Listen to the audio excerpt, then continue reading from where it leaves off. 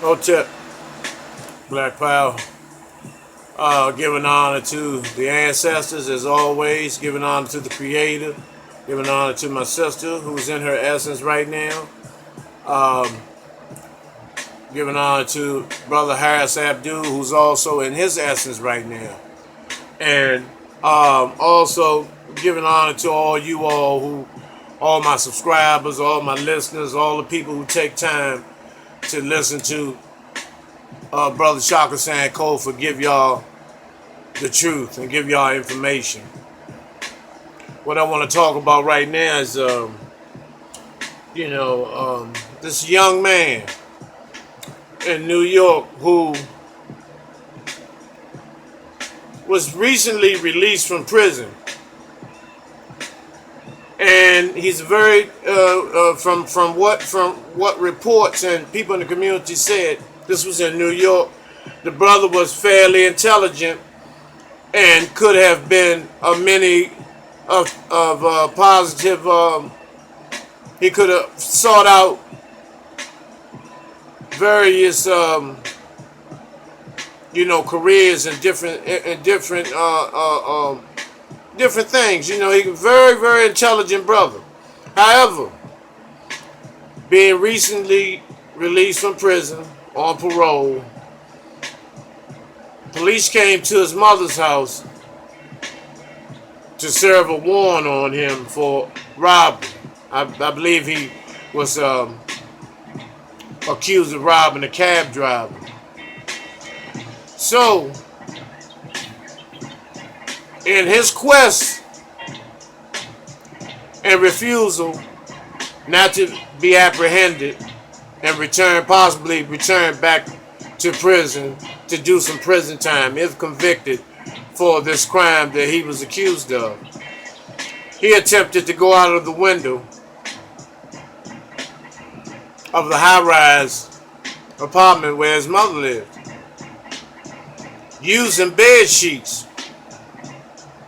Apparently, the bed sheets gave way, or he may not have, twisted the sheets properly where it would have held him up while he climbed down from his mother's window.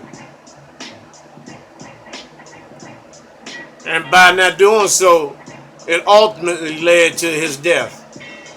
He fell, I don't know how many floors he fell, but he landed on straight concrete and asphalt, and I believe died on impact.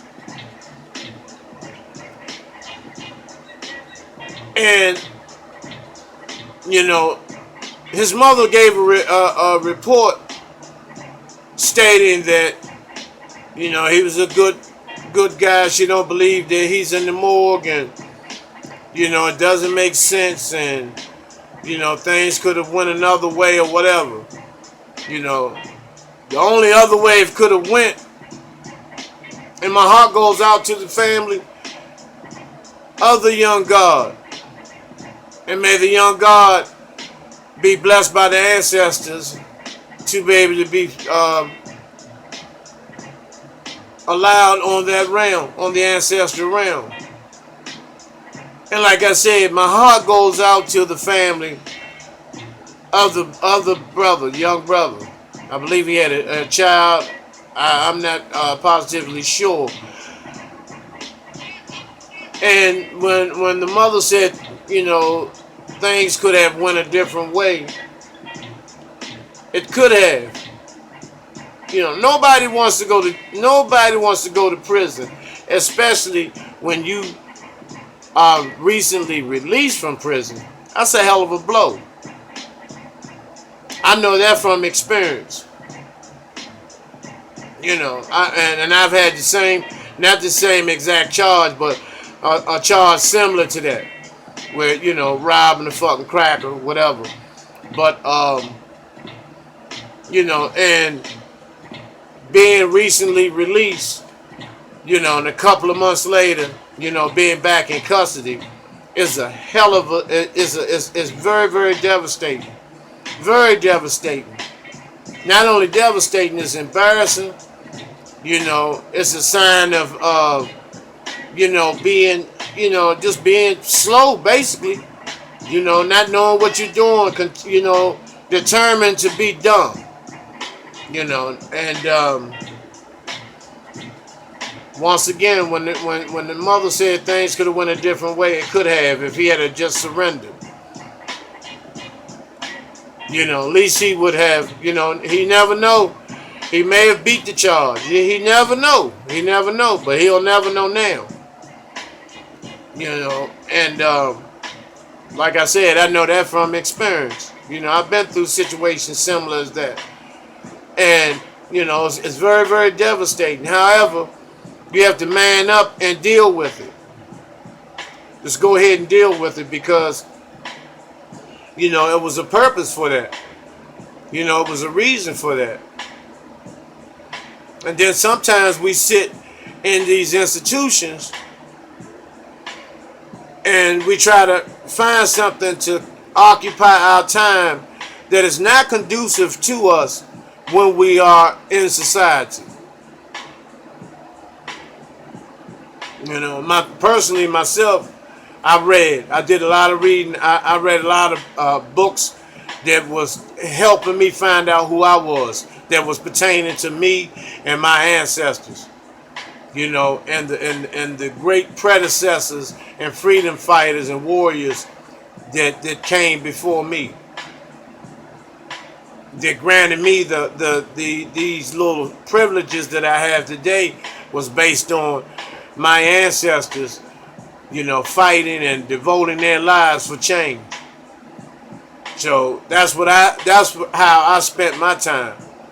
You know, after, you know, being around and being confronted by brothers that wanted to see the best in me. They wanted me to excel. Sometimes they say other people can see you better than you can see yourself. And apparently that was the case with me. And I'm grateful for those brothers, you know, who took that time to put me on the right path while I was inside, behind enemy lines in those concentration camps.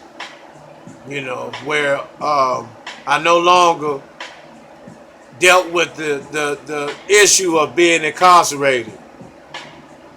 You know, I dealt with the fact of how dumb I was and how careless I was with my own life to put myself in these fucked up positions, you know, that will qualify me as being a nothing. So, you know, I understand where the brother's coming from, but taking your own life is just not the answer. I don't believe that he wanted to do that purposely. However, it ended tragically. And there's nothing we could do at this point. You know, the same with Aaron Hernandez, who was murdered. I spoke on that briefly a couple of days ago when it first hit the news, hit the airways. And I know for a fact that this brother was murdered. Number one, when the officials stated that Hernandez put something in the door to prevent officers from coming in. If he done that, how did they get in? And if they did, and how long did it take them to get in? Where the door is locked and the door sits on the outside of the wall of the cell. So in order to jam the door, it has to be jammed from the outside. Meaning that Hernandez was literally locked inside of there where he couldn't get out of there.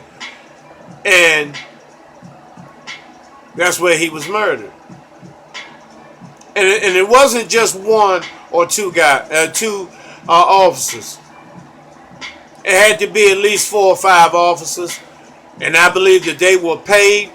They were royally paid by by the victims' families on the 2 murder charges that he was acquitted on. I believe those families, or one of the 2 families, got together and came up with a plan to get Hernandez back. That they were determined that he was not going to get away with taking the lives of their family member, and that's what I believe would happen. Probably was a couple of $100,000 involved in this, and because if Aaron Hernandez was acquitted on these 2 murder charges, convicted on one, in the average person's mind, they're thinking that at some point they may be able to give the time back or come back in court on an appeal on the one that he was convicted in, on the murder he was convicted of. So that means that it was a possibility that, another 4 or 5 years, just, Hernandez could have possibly been released. That's why I know he did not take his own life. Not with those possibilities in the air like that. I don't believe that. I believe he was murdered. It's a cover up. Now the point is, how long was he hanging in that cell before anyone reported it? Mind you, he's a pretty big brother. He's a pretty big individual. And so, to break that brother's neck, you talking about an all-pro NFL tight end breaking his neck with bed sheets from a prison. So, another question, how long was he hanging in that cell before anyone made a report? Or did you all, apparently they probably waited to make sure he was gone. Possibly maybe an hour if his neck didn't break when they initially hung him. And by them letting him just swing until he was asphyxiated. Come on, man. Let's use your brain. Use your third eye. You can see right through this bullshit. And they're covering up. And it happened on the same day that the New England Patriots went to the White House to break bread with the devil. I'm not buying that shit. I'm not buying that shit. And what they'll do, the organization will play like they're so hurt, for Aaron Hernandez. But let's look and see how many people visited him over the 3-4 year. I think he was in for a couple of years that he was being held while awaiting and going through trial. So I'm not buying that shit. And this faggot, what's his name, Steve Stevenson, whatever this motherfucker punk's name, that murdered the elderly gentleman on Facebook, and this shit is just, just like the young man that fell out the window to his demise. He had that on Facebook Live.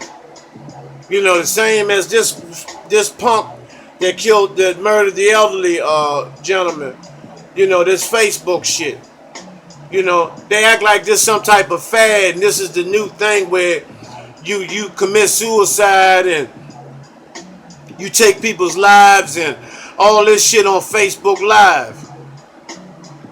And these crackers don't do nothing but laugh at you motherfuckers. Just like when you stupid motherfuckers that's hustling, you get on Facebook and you get laying on the bed with all this money. That means you are a rat. You're your own motherfucking rat. You're telling on yourself. And not only yourself, you're telling on everybody that's around you. You're telling on your whole crew. Because when they come and get you, they come and get the whole crew. So you told on them too.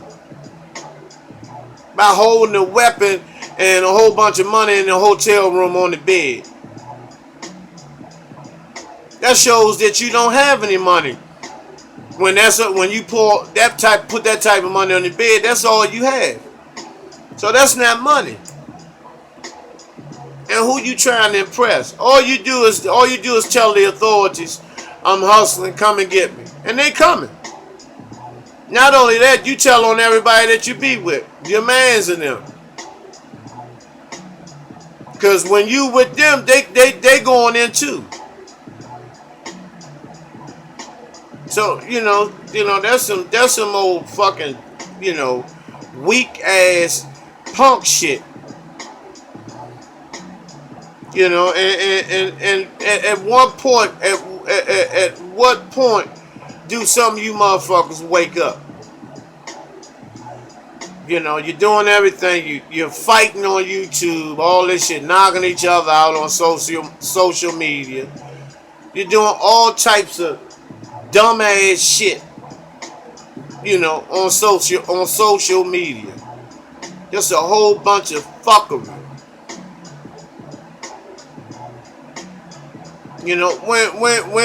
When do you wake up? When do you come to your motherfucking senses and understand, let me go ahead and try to get a business instead of flossing like I'm this motherfucking hell of a goddamn hustler. When you're not, you can't even fucking think. Because you want to show somebody else you got a few dollars. And also to let the people know you ain't never had anything. The real hustlers that I knew, they never had money on them. They may have had $2 or $3 in their pocket. They had bank accounts. They didn't ride in these brand new foreign whips and all this bullshit. They kept a old model clean car. Something that would never draw attention. And that's the first thing you fucking coward motherfuckers say. Somebody told on. When you told on everybody, including yourself. And then a lot of you're not going to fight. A lot of you never had a decent fist fight. You've always had to go get a weapon or pick up something. Because that shows that you don't have any motherfucking balls. Shows that you are a weak punk. A weak punk. Because you think taking the life of somebody that look like you is slick. But why don't you do that to the judge? Why don't you do that to the prosecutor, your PO? All these crackers, the task force, the white task force. Their finger fucks you in your butt in public when they jump out on you on the strip and go down in your pants and in your underwears looking for drugs. And he got his hand all up your motherfucking butt. All up in your ass.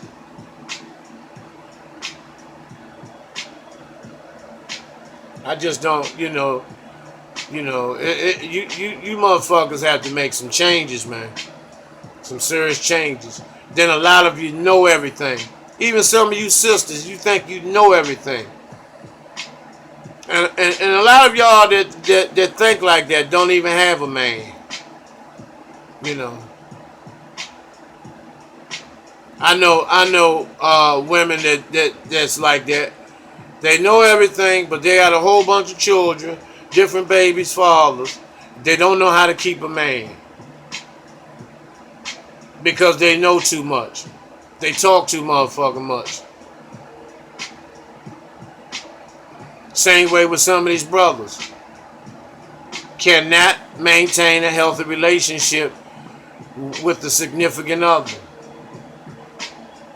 Because what happens is either you hide it's some negative behaviors that you're hiding, or you become sick of yourself. It's not that it doesn't work out, that's not the one for you, and You know, unless it's just obvious, unless you have just a straight hood rat. You know, you have to look at yourself. What is it about me where I can't maintain healthy relationships with nobody? After a week or two go by, then something happens where I'm all alone again. I'm by myself. Nobody wants to be bothered with me for real unless I have something to offer, unless I have some money or offer a ride to take somebody out. Nobody wants to just be in my presence because of me. So I got to dress the outside up to make myself feel like I'm worth something.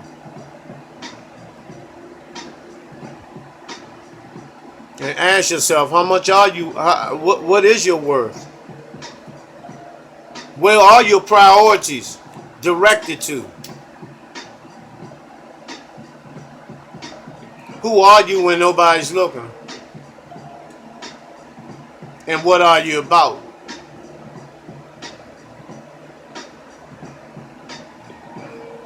But back to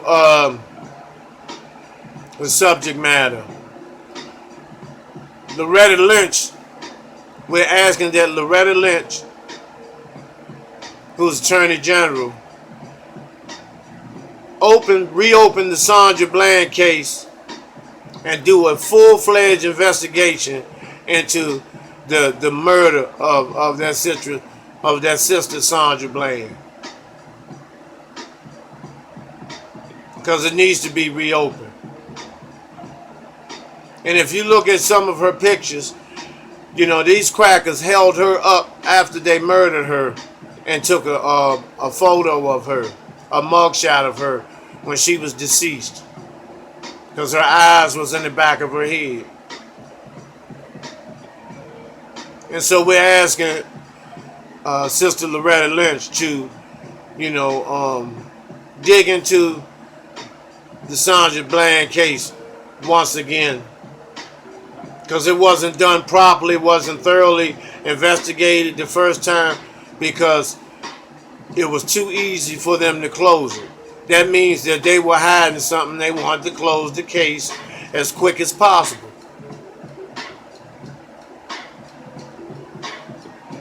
So, in closing, I just want to say, brothers and sisters, we're gonna have to move as a unit. We're gonna have to learn to stick together. We're gonna have to put, you know, our hang-ups and our addictions. We're gonna have to lay them on the table. You know, no longer hide these addictions. And you know, so we can get the proper help and guidance and insight and opinions to help us move past some of the things that are holding us back from reaching our God frequency and getting on that crown chakra that we so longly, the conscious people anyway, that we're striving to reach that pinnacle.